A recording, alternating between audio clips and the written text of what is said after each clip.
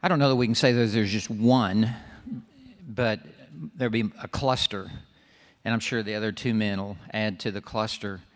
I just see the church just caving into the world and capitulating to the world and trying to, at times, become like the world in order to reach the world, and have lost sight of the fact that church really should not be as much like the world. It should be as much like heaven as possible, another world. And so there's other things I know the men will add to that, but I see that as a glaring slippery slope that the church is on right now, of just caving in to the world and what we teach, how we worship, how we carry out ministry. We have yielded the high ground, and we're on a slippery slope, generally speaking. Burk, what would you add to that? Well, I completely agree with you, Steve. I think you're exactly right. Never have we been in a time where the world is more churchy and the church is more worldly. And I think that for many years, churches understood and they acknowledged that they were to be countercultural. And then for, I think, maybe 2-3 decades, with certain movements, certain churches kind of leading the charge in those movements, seeker-sensitive, attractional, and so on, they pretended to espouse a countercultural position in the church. But what's happened, I think, in the last, we've talked about this so much over the years, I think what's happened in recent years, and it's happened rapidly, because of certain leaders in the church and churches following their example, it has become more easy for churches to be more okay with not being countercultural. It's almost as if some of these leaders within the church have paved the way for those pastors, those elders, those churches to say, we don't have to pretend anymore. And so they were sort of hiding under the guise, the lip service of being different, and we're different from the world, and we're countercultural. We're going to preach the gospel and the word of God. It doesn't matter what the world thinks or says. But now it's become easier for them to no longer have the pretense. That's good. Does that make sense? Yeah, that's very good. You know, I think this is a question that has a different answer at different age groups. There are things that pull it together. The culture question is a huge question, and the hostility we face. I just spoke with a person a couple days ago, 33 years with a company, and he shared, and rather highly positioned, and he shared that he is viewed as immoral because he will not champion the LGBTQ cause. Wow. So not only does he have to tolerate it, but he needs to champion it. And by not doing that, he's the immoral one.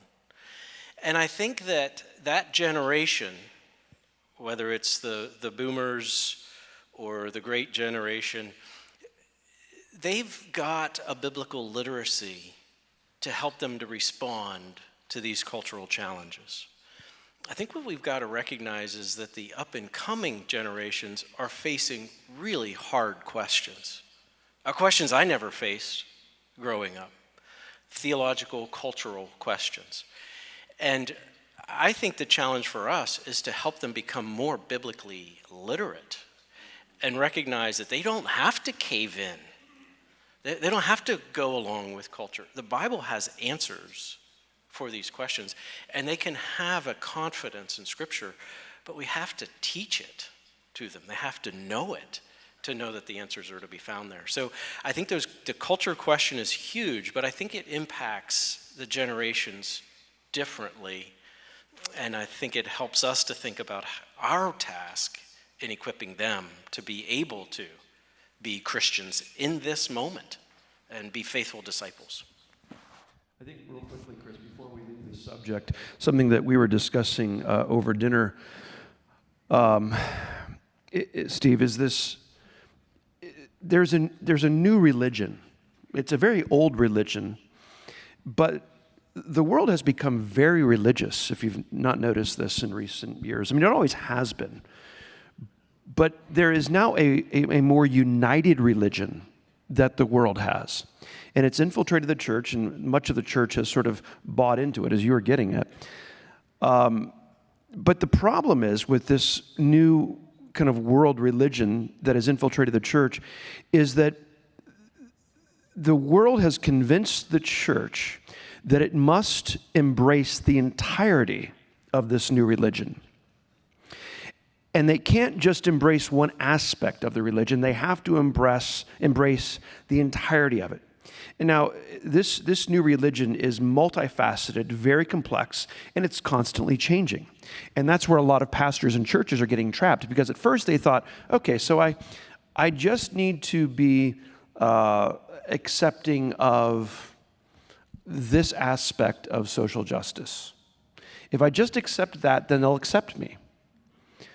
And they realize, no, you actually have to embrace the whole mantra, the entire theology and philosophy of social justice, and the way they define it, whoever they is, and that's constantly changing too. And then once they accept that, they say, well, that's not enough. And as their churches change, as people leave their churches, as other people come to their churches who are attracted to this new mindset, then they come to realize, well, okay, I have to embrace critical race theory and critical theory in general, and I have to embrace all of that.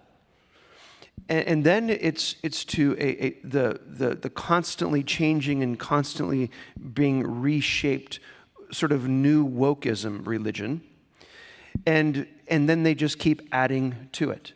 And I just heard recently about what I thought was a faithful pastor now having to embrace the whole defund the police nonsense. Yeah. Because that's a part of the same religion. And if you don't buy every aspect of it, embrace it, well, then you're the immoral one. You're the outcast. And that's kind of the way it works. And it's actually the way cults work.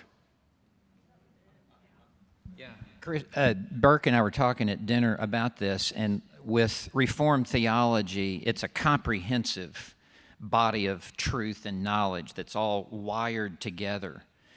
And so we were saying, you tell me what you believe over here, let's say in theology proper, I'll tell you exactly what you believe over here about soteriology, ecclesiology, etc., because the Bible is tightly woven together. No truth stands independent of another truth. Truth is like links in a chain, and they all just hold together. And it's the same way with what Burk is talking about, with this worldview, this secular worldview that's just been thrust upon us like a tsunami over the last 2 to 3 years, especially. It's all tightly woven together as well. And you pull a thread over here and it crinkles over here, you've got to buy into the whole system, because no one of these spokes in the wheel stands alone. It's all tied into the hub, which is what we would call walking according to the world, to buying into the world's ideology, to use the word you used earlier, buying into the world's values and perspectives and philosophy. It's all woven together. It'll just have different labels on the bottles of poison, but it's the same poison on the inside. So, exactly what Steve was saying too. I mean, if we just teach people the Bible, we teach them to be biblically literate, the reality of it is that the Bible addresses all of these things and better. The Bible teaches us why racism is a sin and of Satan. It teaches us why white supremacy or whatever other supremacy is out there is absolutely insane. The Bible is the one that teaches us about true justice, ecclesially, familially, socially. The Bible is what teaches us these right ways of looking at these things through right theology with right ends, because the goal is the glory of God.